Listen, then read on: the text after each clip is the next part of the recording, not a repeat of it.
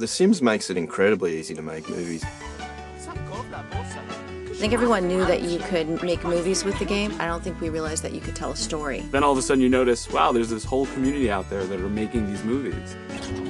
About a month after I bought it, I saw that someone else had made a movie with it. So I thought, hey, I can do that. And so I tried it, and now I'm still doing it. It changes everything, making movies does.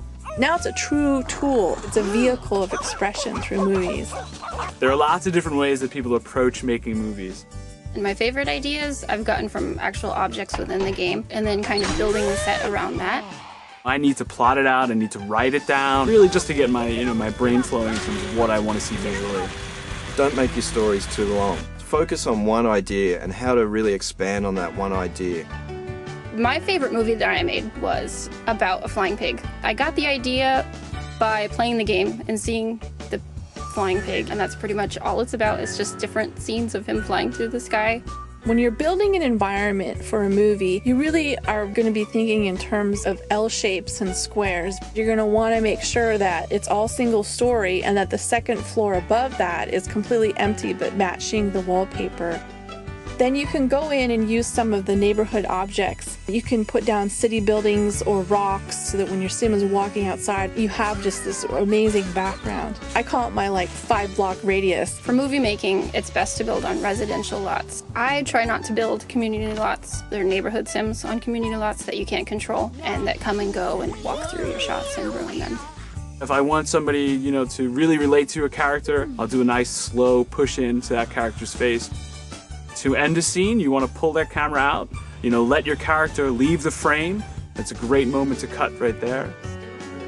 You've created this gorgeous room and your sim's just so beautiful playing the piano, but you want to make sure that you're taking the time to maybe do a close-up frame on their hands on the piano. You want a wide shot to establish where you are. Then you want to start playing with your close-ups, your medium shots. Learn how to lock your camera. If you find a shot you love, hit your Control 4, your Control 5, and then you're set in place. So you can always go back to it if you miss a shot and you're not really happy with what your little sim actors did. You should really be prepared to keep reshooting what you've done, just to really make it the best that you can. As in any filmmaking, you want to think about lighting. You can move lights around off screen to make your shots more interesting. The neon pack that nightlife offers is the best thing for movie makers. Even if it's daytime, you still might want to add some lights and create some more depth. Separate your sim from the background a little bit. You've created your sim. If you put her in the bedroom and you've made a red duvet cover and you have red carpeting and maybe white walls, it's really not going to pop out. Whatever you want the eye to land on is the central part of that scene. The background is just something to kind of enhance and make her pop out. Another trick that you can do to create more pop to your shots, create a sense of perspective. You might try placing some objects closer to the camera. Soft focus leaves, sort of cornering the frames. Put the DJ booth really close up front, and then the dance floor is in the back. Put a plant right next to the edge of the frame. Peekaboo filming where you're actually kind of looking around that or through that. The filmmaking community has come up with some great cheats. We've created all of these objects that sort of induce these animations that otherwise take hours to draw out in the game. Editing is condensing time. You don't want to see a sim walk from the driveway, walk into the house. You pop the car door open, the sim steps out, and then walking into the front door. You just saved yourself 30 seconds. If you have people entering to a frame and exiting it, you can use the action of them leaving the frame to help you get into your next shot. You could try speeding up your shots, reversing your shots.